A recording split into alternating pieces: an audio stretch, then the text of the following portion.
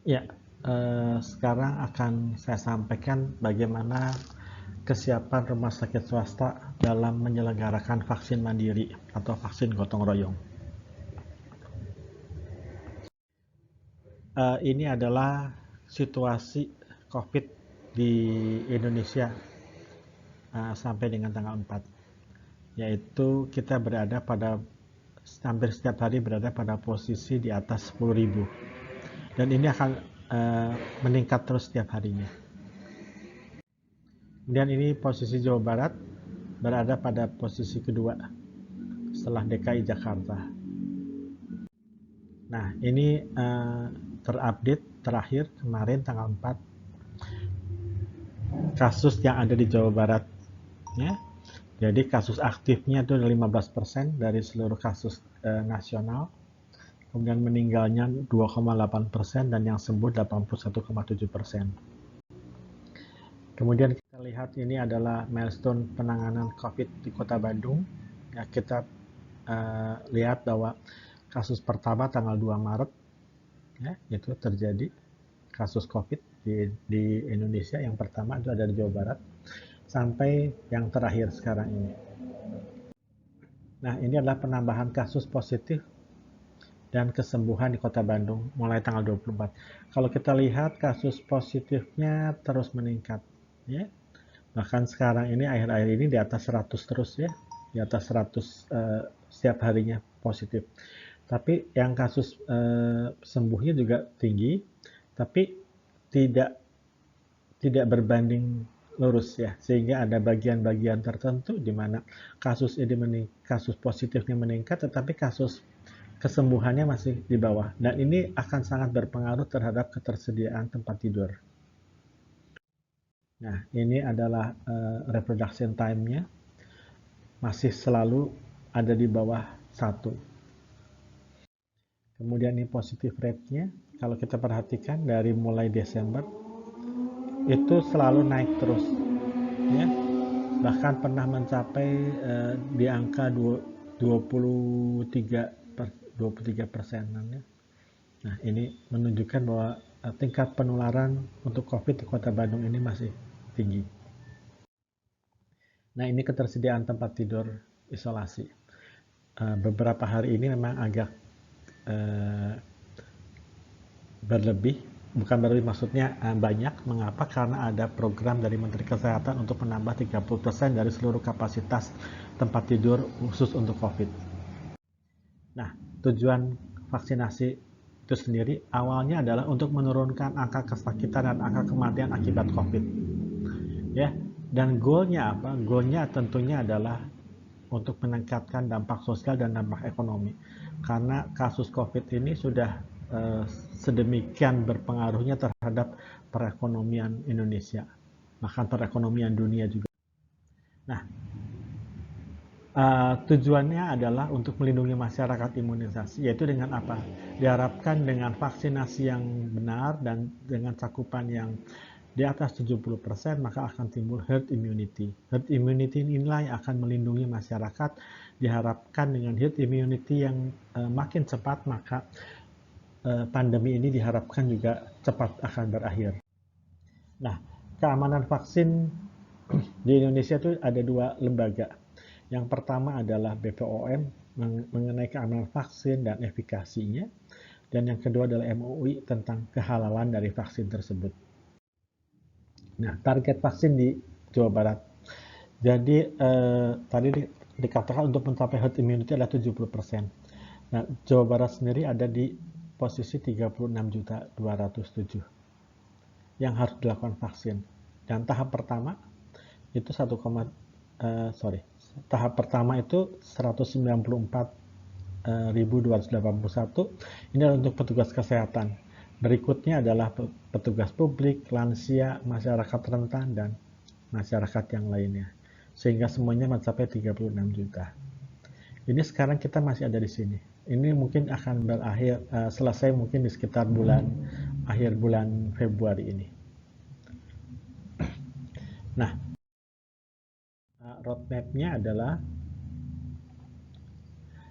data epidemiologis untuk mengadakan satu vaksin itu kita harus data epidemiologis, berapa jumlah vaksin yang akan disediakan itu dilihat dari data epidemiologisnya.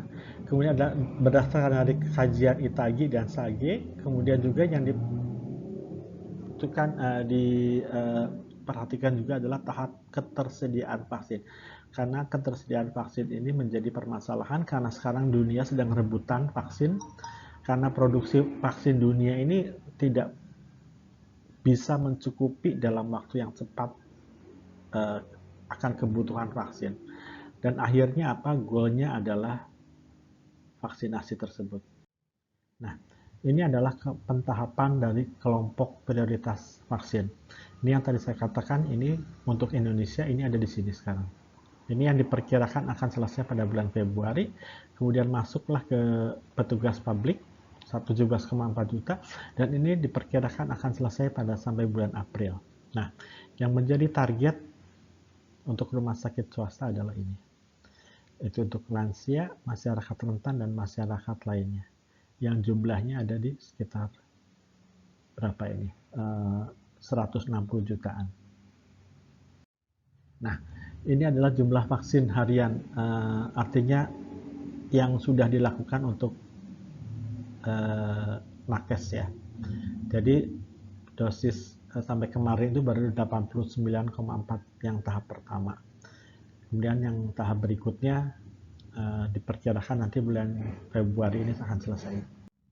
Nah, sejarahnya adalah bahwa pada bulan Desember ini Menteri BUMN Pak Erick Thohir dia sudah mentargetkan adanya vaksin mandiri, karena diharapkan ini vaksin mandiri ini adalah dibiayai sendiri oleh masyarakat, yaitu dialokasikan untuk 75 juta vaksin. Nah, dari situlah mulai swasta membuka pre-order. Bahkan beberapa rumah sakit ini sudah mulai memasang poster menawarkan dengan harganya, dan ini menimbulkan keresahan tersendiri. Karena itu Satgas waktu itu langsung melarang rumah sakit untuk melakukan pre-order. Nah, dalam waktu yang cepat, dalam waktu relatif cepat 2 hari, Pak Jokowi mengeluarkan satu statement menggratiskan vaksin untuk seluruh masyarakat Indonesia. Nah, pada tanggal 14 Januari 2021, Presiden divaksin sebagai orang pertama divaksin Indonesia. Nah, tanggal 15, keesokan harinya Kadin mulai meminta izin untuk melakukan vaksinasi mandiri. Mengapa? Karena sampai bulan April itu, akhir April itu programnya itu adalah masih untuk masyarakat, untuk orang-orang tertentu, orang-orang yang di garda terdepan. Nah, Kadin ini punya kepentingan. Mengapa? Karena untuk usaha mereka karyawannya harus terlindungi. Karena itu Kadin meminta izin untuk melakukan vaksinasi mandiri. Nah, lalu bagaimana dengan sikap rumah sakit? Menurut Undang-Undang 44 tahun 2009 tentang rumah sakit, pada pasal 29 ayat 1 huruf P disebutkan bahwa rumah sakit berkewajiban melaksanakan program pemerintah di bidang kesehatan baik secara regional maupun nasional. Dan vaksin COVID-19 ini adalah satu program pemerintah. Artinya apa? Rumah sakit harus punya kewajiban untuk mengikuti program dan mensukseskan program ini. Nah, ini wacana vaksin mandiri dari pemerintah. Jadi untuk membedakan program yang pertama yang pada bulan Desember dimantu vaksin mandiri, maka vaksin yang dimintakan oleh Kadin ini disebut sebagai vaksin gotong royong. Dan vaksin gotong royong ini adalah vaksin korporasi. Artinya apa? Disediakan oleh perusahaan untuk karyawannya sendiri dan karyawan tidak membayar. Vaksin yang disediakan adalah vaksin AstraZeneca yang akan datang pada pertengahan Februari dan mulai dilakukan vaksinasi pada bulan April. Bagaimana registrasinya ini sedang dalam penggodokan. Bagaimana distribusinya juga masih dalam pembahasan. Dan yang penting program vaksin mandiri ini tidak menghambat pelaksanaan vaksin reguler. Nah, ini juga untuk usia 60 juga sama, ada keinginan dari masyarakat untuk divaksin. Ini banyak sekali keinginannya. Dan ini diharapkan bisa juga dilakukan oleh yang dari AstraZeneca. Nah, ini kesiapan dari pihak pemerintah. Jadi rumah sakit meminta kepada pemerintah untuk mempunyai kebijakan dulu. Aturannya seperti apa yang akan dilakukan oleh pemerintah agar rumah sakit boleh mengambil bagian dalam vaksin ini. Kemudian jenis vaksinnya apa yang akan disiapkan dan dengan izin edarnya, registrasinya. Kemudian harga tertinggi yang ditentukan oleh pemerintah. Kita sudah belajar pengalaman dengan 2 kejadian yang lalu, yaitu dengan rapid test pada waktu itu, juga dengan PCR, di mana rumah sakit sudah menyediakan dengan harga yang dari distributornya harganya tinggi, ternyata pemerintah menentukan harga yang rendah. Dan ini menjadi kerugian dari pihak rumah sakit. Dan kita belajar dari 2 hal tersebut, maka kita sedang meminta kepada pemerintah untuk menentukan harga tertinggi, sehingga distributor vaksin sudah bisa menghitung kira-kira akan dijual ke berapa ke rumah sakit, supaya tidak menimbulkan kerugian dari pihak rumah sakit. Dan bagaimana sistem distribusi vaksin tersebut, sistem pelaporan, dan akhirnya adalah untuk mencapai cakupan. Nah, ini dari pihak rumah sakit, manajemen vaksin di rumah sakit, yaitu harus saya bagi menjadi 3, pra-vaksinasi, selama vaksinasi, dan pasca vaksinasi.